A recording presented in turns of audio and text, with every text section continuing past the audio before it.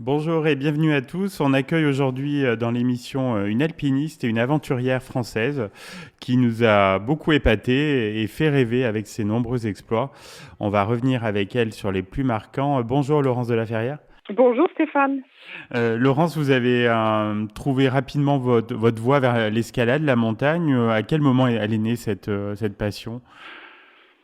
Ah ouais, elle est née un peu par hasard à l'occasion d'un stage que j'ai fait sur le versant italien du Mont Blanc à Courmayeur, à partir de Courmayeur, et ça a été une véritable révélation et j'ai décidé qu'à ce moment-là, je ferais de la montagne ma vie, que j'allais passer ma vie. Et je savais pas du tout, il y avait aucun calcul, j'imaginais pas du tout un seul instant qu'un jour je me retrouverais seule au milieu de l'Antarctique. Oui. Mais en tout cas, ça a été une sorte de reconnaissance Hmm.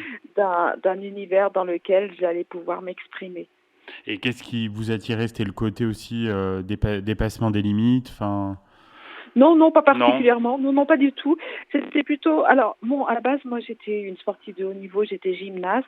Hmm. Et ce qui m'attirait, en fait, c'était cette espèce d'existence au cœur de la nature et pouvoir s'exprimer, en fait, les bras dans la neige, de grimper. Hmm. J'avais l'impression qu'il y avait une sorte d'harmonie entre le corps et l'esprit, avec un très grand sentiment de liberté. Ah oui, oui, c'est ce qu'on ressent Et en montagne, oui, oui. ouais, et du Hmm, coup, je me suis dit, bon, bah voilà, ça c'est vraiment un endroit dans lequel j'ai envie de vivre. hmm. Et dans votre parcours, on imagine que vous avez commencé à explorer plutôt les Alpes, non? Oui, bien sûr, Hmm. j'ai commencé. Alors, quand j'ai décidé de faire de la montagne, je me suis installée à Chamonix. Et bon, j'avais grimpé un peu avant en Auvergne. Ah. Je ne sais pas si vous connaissez la dent de la Ah si, rancune, bien sûr, Auxerre. dans la Voilà. vallée de Chaudefour. Oui, Ouais, exactement. Ça, ouais. c'était mes débuts, Ah vraiment d'accord. mes débuts d'escalade. J'ai adoré l'Auvergne. J'ai passé pas mal de temps en Ah, faut Auvergne. Mes revenir parents nous avaient voir. une maison. Bah, oui, avec plaisir. Ah oui, oui. Non, non, j'aime beaucoup cette région.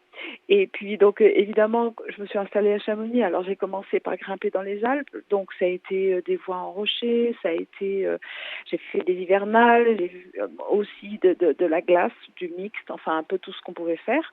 Et puis à un moment donné, je me suis dit qu'il devait exister quelque chose d'un peu plus vaste Ah que oui. les Alpes. Et tout à fait par hasard, je suis allée dormir dans un refuge au pied du Dolan. Je voulais aller faire le sommet du Dolan. J'étais censée être seule. Et en fait, dans le refuge, il y avait un guide qui redescendait du sommet. Et il m'a raconté, il revenait de l'Himalaya et il m'a raconté ses ascensions dans l'Himalaya. Et là, je me suis dit, bah voilà, ça sera la deuxième étape. Il faut que je parte dans l'Himalaya. Et là, vous avez planifié donc l'ascension de plusieurs sommets assez prestigieux. Oui, alors j'ai pas vraiment planifié, ça a été le fait de hasard, de rencontres. C'était très compliqué à ce moment-là pour une femme Ah de, oui, s- on imagine, oui. Ouais. de s'inscrire dans une équipe. Les équipes étaient uniquement masculines. J'ai passé beaucoup, beaucoup de temps dans l'Himalaya et j'ai vraiment, vraiment adoré cette partie de ma vie. Et en 92, donc il y a un record féminin mondial d'altitude. Alors donc, à un moment donné, j'ai tenté de faire le sommet de l'Everest sans oxygène. Je voulais être la première femme au monde à gravir le sommet de l'Everest sans oxygène. Et puis, j'ai réussi que le sommet sud qui culmine à 8770 mètres. Oui. Mais du coup, c'était quand même le record féminin d'altitude Ah voilà. sans oxygène. Mais c'était quand même pas le sommet principal de l'Everest. Et en fait, c'est un petit peu à cause de ce que je ressentais comme étant un échec que je me suis tournée vers le monde polaire. C'est la raison pour laquelle j'ai conçu ma première traversée de l'Antarctique. Parce Bon, que je suis là, pas vous l'avez fait partie. en deux étapes, hein, c'est ça? Il y a eu deux. Alors j'ai fait deux expéditions Hmm. en Antarctique pour réaliser la traversée intégrale du continent.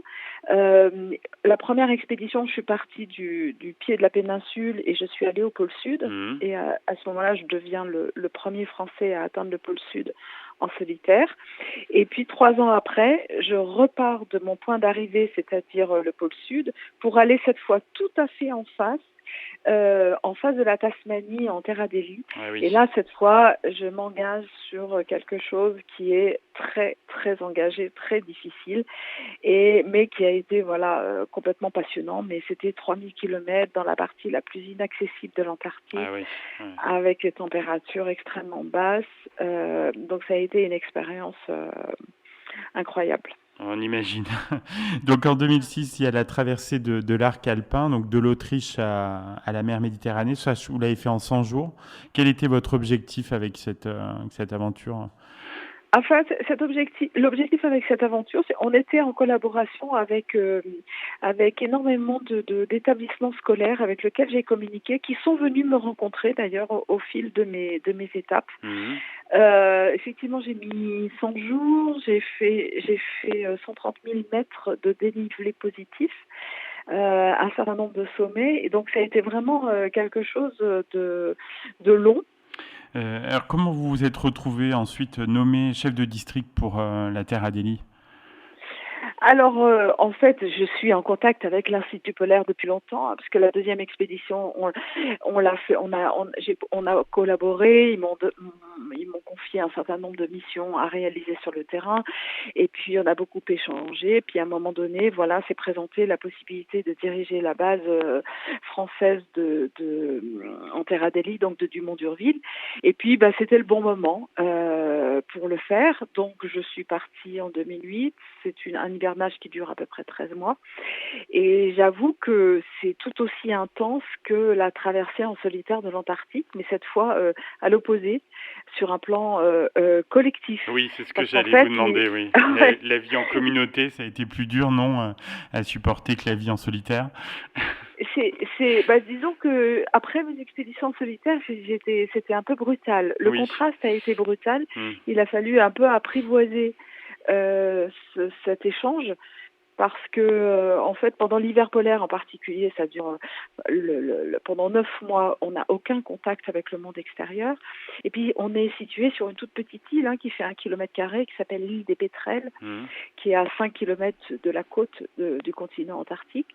Et c'est vrai que le sentiment d'isolement est incroyable. On a l'impression d'être dans un navire qui est figé dans la glace, et les 26 personnes sont obligées de fonctionner en assurant la sécurité, en assurant que chacun mène ses missions dans les meilleures conditions possibles. Et mon rôle était aussi d'être le représentant de la loi. Donc c'est très riche, c'est très intense. Et je crois que vous avez fait une belle frayeur, non, pendant cette période-là? Je vois que vous avez suivi. Ah oui, non, mais ça m'a impressionné, oui, votre sens de la survie. Ah oui. Je pense que le fait d'avoir une grande expérience, j'ai quand même consacré ma vie aux expéditions, que ce soit l'Himalaya, le monde polaire, et ça m'a donné des réflexes en fait que j'ai utilisés en l'occurrence dans cette situation où normalement j'aurais dû mourir. Oui. J'étais partie pour mesurer la banquise, avec justement ce bras de mer de 5 km entre l'île où on est installé et puis la côte de l'Antarctique où on a un certain nombre de missions à mener. Et il faut pouvoir à un moment donné autoriser la circulation d'abord des individus, après des engins, et ça se fait en fonction de l'épaisseur de la glace.